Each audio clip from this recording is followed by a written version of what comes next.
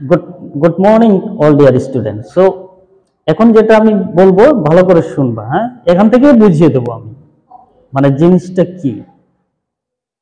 এখানে আমরা দেখলাম যে প্রেজেন্ট কন্টিনিউয়াস টেন্স কিভাবে চিনবে, তাই নয়?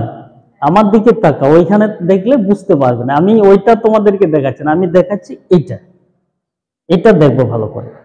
দেখো sentence A now, at this time, at this moment, at present যদি লেখা থাকে ওই সেন্টেন্সটা কি সেন্টেন্স হবে? প্রেজেন্ট কন্টিনিউয়াস টেন্স হবে, তাই নয়? তাহলে এখানে লেখা আছে আই প্লে ফুটবল নাও। তাহলে এইখানে যে প্লেটা দেওয়া আছে এটা কিন্তু সঠিক নয়, এটা ভুল মনে করো। তাহলে এই ভুলটাকে সঠিক করে লেখার জন্য কি করতে হবে? এই সেন্টেন্সে দেখতে হবে যে কি শব্দ ব্যবহার করা হয়েছে। তাহলে যেহেতু এখানে নাও লেখা আছে আর এখানে বলছে যদি নাও লেখা থাকে তাহলে কোন টেন্স হবে? প্রেজেন্ট কন্টিনিউয়াস টেন্স হবে। তাহলে আমি বুঝলাম এই সেন্টেন্সটা এটা কোন সেন্টেন্স হবে? প্রেজেন্ট কন্টিনিউয়াস টেন্স হবে। এবার প্রেজেন্ট কন্টিনিউয়াস টেন্স হলো, এবার প্রেজেন্ট কন্টিনিউয়াস টেন্স কিভাবে লিখবো? তাহলে লিখতে হবে কি বলছে এখানে? প্রথমে সাবজেক্ট, তাহলে এখানে তো সাবজেক্ট লেখা আছে, তাই নয়? তাহলে তারপরে কি লিখতে হবে? এম ইজ আর। তাহলে এখানে কি লিখতে হবে? এম ইজ আর। তাহলে এখানে আর এর সাথে কি লিখবো? এম। তাহলে এম লিখলাম। তারপরে কি লিখতে হবে? ভার্ব প্লাস কি ভার্ব লিখতে হবে। তাহলে এখানে এই ভার্বটা আমি এখানে লিখলাম প্লে।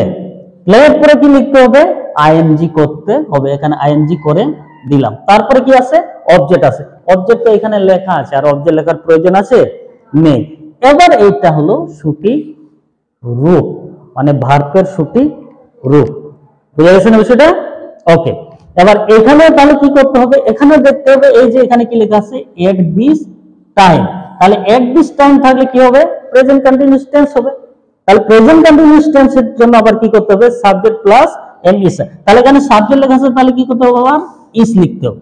লেখার পরে কি করতে হবে? এই ভার্বের সাথে আবার আইএনজি যুক্ত করে দিলাম, আবার সঠিক হয়ে গেছে। বুঝে যায়নি বিষয়টা? তাহলে এখানে কি হবে? আবার দে। তাহলে কি করতে হবে? আবার আর লিখে এখানে কি করব?